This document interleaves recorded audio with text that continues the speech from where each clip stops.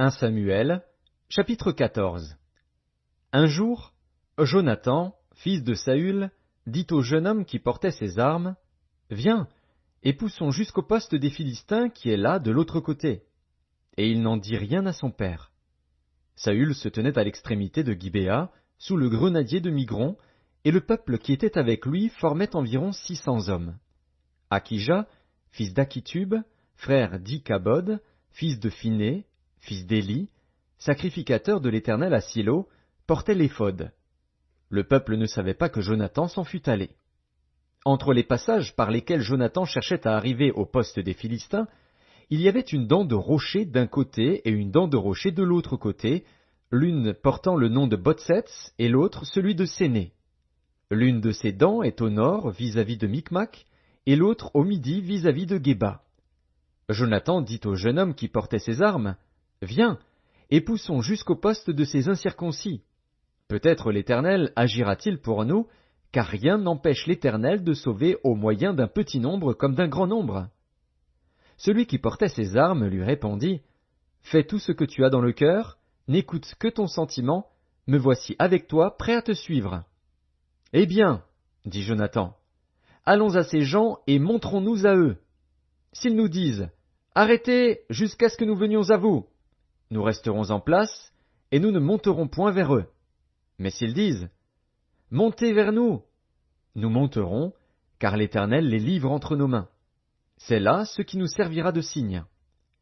Ils se montrèrent tous deux au poste des Philistins, et les Philistins dirent, voici les Hébreux qui sortent des trous où ils se sont cachés. Et les hommes du poste s'adressèrent ainsi à Jonathan et à celui qui portait ses armes. Montez vers nous, et nous vous ferons savoir quelque chose. Jonathan dit à celui qui portait ses armes, monte après moi, car l'Éternel les livre entre les mains d'Israël. Et Jonathan monta en s'aidant des mains et des pieds, et celui qui portait ses armes le suivit. Les Philistins tombèrent devant Jonathan, et celui qui portait ses armes donnait la mort derrière lui. Dans cette première défaite, Jonathan et celui qui portait ses armes tuèrent une vingtaine d'hommes sur l'espace d'environ la moitié d'un arpent de terre. L'effroi se répandit au camp, dans la contrée et parmi tout le peuple. Le poste et ceux qui ravageaient furent également saisis de peur. Le pays fut dans l'épouvante. C'était comme une terreur de Dieu.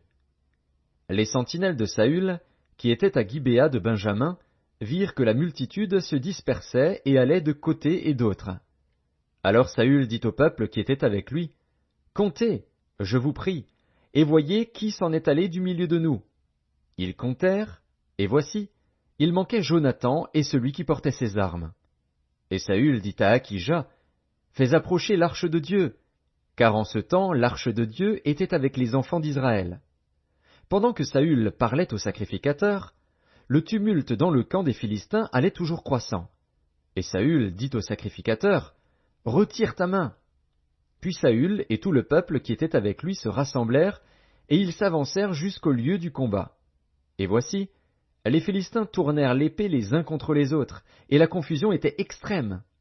Il y avait parmi les Philistins, comme auparavant, des Hébreux qui étaient montés avec eux dans le camp, où ils se trouvaient disséminés, et ils se joignirent à ceux d'Israël qui étaient avec Saül et Jonathan. Tous les hommes d'Israël qui s'étaient cachés dans la montagne d'Éphraïm, apprenant que les Philistins fuyaient, se mirent aussi à les poursuivre dans la bataille. L'Éternel délivra Israël ce jour-là, et le combat se prolongea jusqu'au-delà de Beth-Aven. La journée fut fatigante pour les hommes d'Israël. Saül avait fait jurer le peuple, en disant, « Maudit soit l'homme qui prendra de la nourriture avant le soir, avant que je me sois vengé de mes ennemis. » Et personne n'avait pris de nourriture. Tout le peuple était arrivé dans une forêt où il y avait du miel à la surface du sol. Lorsque le peuple entra dans la forêt, il vit du miel qui coulait. Mais nul ne porta la main à la bouche, car le peuple respectait le serment. Jonathan ignorait le serment que son père avait fait faire au peuple.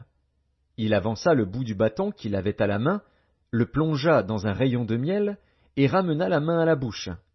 Et ses yeux furent éclaircis. Alors quelqu'un du peuple, lui adressant la parole, dit, « Ton père a fait jurer le peuple, en disant, « Maudit soit l'homme qui prendra de la nourriture aujourd'hui. » Or le peuple était épuisé. Et Jonathan dit, « Mon père trouble le peuple. Voyez donc comme mes yeux se sont éclaircis, parce que j'ai goûté un peu de ce miel. Certes, si le peuple avait aujourd'hui mangé du butin qu'il a trouvé chez ses ennemis, la défaite des Philistins n'aurait-elle pas été plus grande? Ils battirent ce jour-là les Philistins depuis Micmac jusqu'à Ajalon. Le peuple était très fatigué, et il se jeta sur le butin. Il prit des brebis, des bœufs et des veaux, il les égorgea sur la terre, et il en mangea avec le sang. On le rapporta à Saül, et l'on dit, « Voici, le peuple pêche contre l'Éternel, en mangeant avec le sang. » Saül dit, « Vous commettez une infidélité, roulez à l'instant vers moi une grande pierre. » Puis il ajouta, « Répandez-vous parmi le peuple, et dites à chacun de m'amener son bœuf ou sa brebis, et de l'égorger ici. Vous mangerez ensuite, et vous ne pécherez point contre l'Éternel, en mangeant avec le sang. » Et pendant la nuit, chacun parmi le peuple amena son bœuf à la main, afin de l'égorger sur la pierre. Saül bâtit un autel à l'Éternel. Ce fut le premier autel qu'il bâtit à l'Éternel. Saül dit, « Descendons cette nuit après les Philistins, pillons-les jusqu'à la lumière du matin, et n'en laissons pas un de reste. » Ils dirent, « Fais tout ce qui te semblera bon. » Alors le sacrificateur dit, « Approchons-nous ici de Dieu. » Et Saül consulta Dieu. « Descendrai-je après les Philistins? Les livreras-tu entre les mains d'Israël? » Mais en ce moment il ne lui donna point de réponse. Saül dit, « Approchez ici, vous tous chefs du peuple, recherchez et voyez comment ce péché a été commis aujourd'hui. Car l'Éternel, le libérateur d'Israël, est vivant.